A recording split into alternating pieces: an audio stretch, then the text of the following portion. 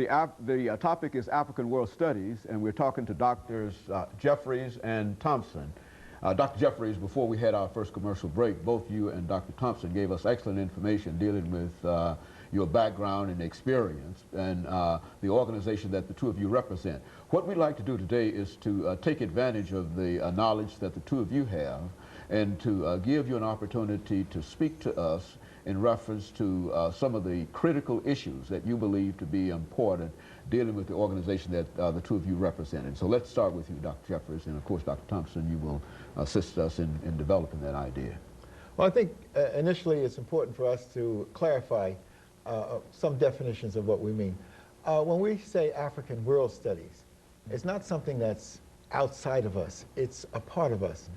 We, as people of African descent, realize that whatever we do in America is a part of African World Studies.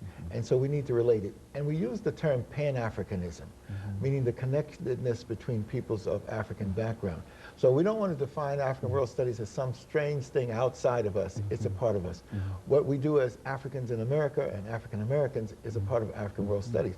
Our great leaders understood that, and they linked up with the African peoples wherever they found them. So we have, as individual scholars, our own background, but we've bonded together in intellectual and spiritual organizations, and the Association for the Study of Classical African Civilization is one.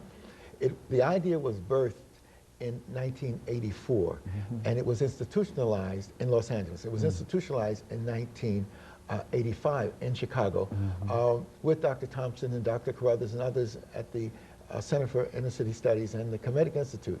And then they had the next major conference in 1986 in New York.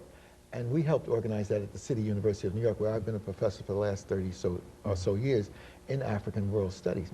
And as a result of that, we came up with the idea to go on a pilgrimage to study in situ, to study in Africa itself. So we went to the Nile Valley, to Kemet. Almost 1,000 of us, men, women, and children, 3 generations went with me. My mother went, my nephews went, my godchildren went, my wife and I. Dr. Rouse and Jeffries was there as leaders of the organization. So that's what I'm saying, that the African World Studies, after the 1,000 came back, they went back to their teachings, to their preaching, to being engineers, to be bankers, and they brought this knowledge of who we are as African peoples back home to our communities.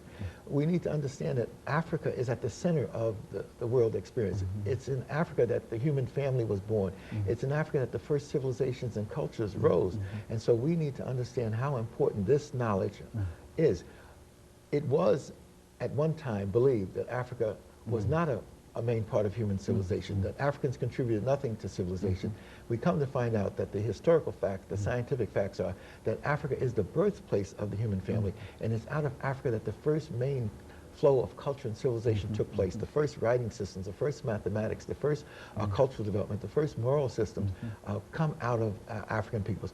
African World Studies helps us to systematize that process and put it in the classrooms and put it in our homes and put it in our institutions. Very good. You know, Dr. Thompson, within that context, if you had to identify what your organization considered to be one of the major issues that you have to promote now at this particular time, outside of the fact that you have to tell more people about Africa, what would be the major issue that would center around this organization?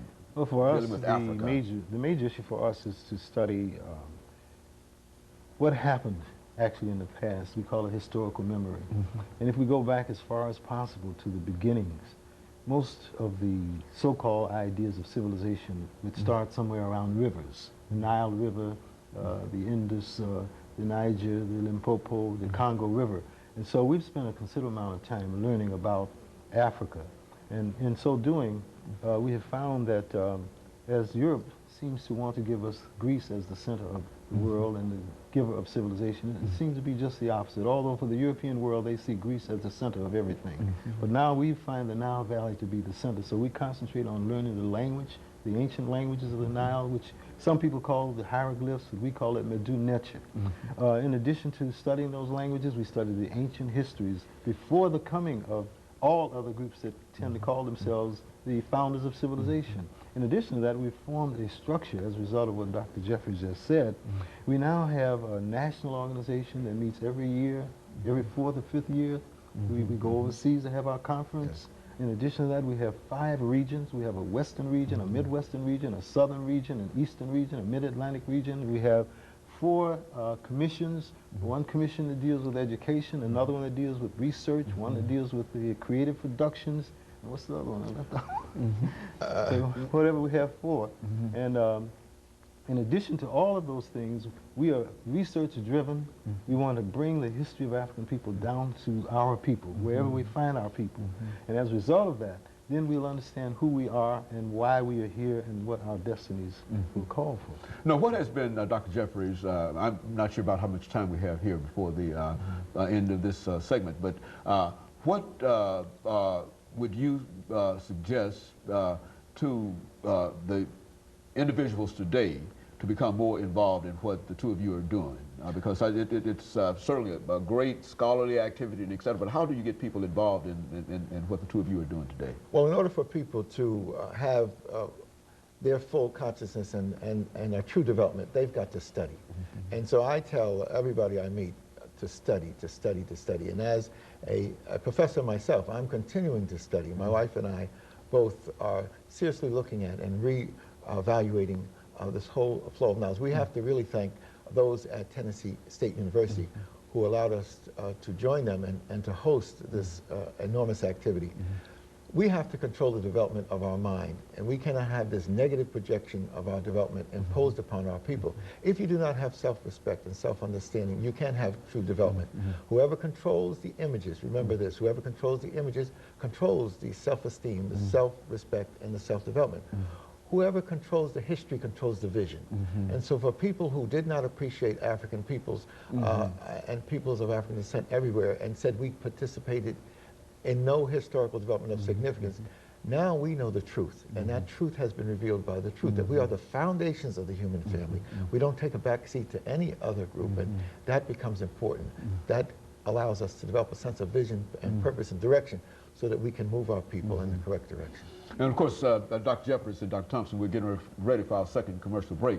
But when we come back, let's see if we can have the two of you perhaps suggest how we might be able to incorporate some of the information that we're talking about now into the public school systems. Because I know, and as the two of you undoubtedly know, that even in higher education, you don't find that much information relative to what you're talking about. But how do you get it down to a lower level?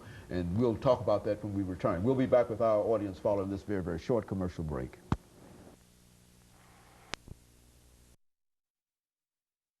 Talking to Drs. Jeffries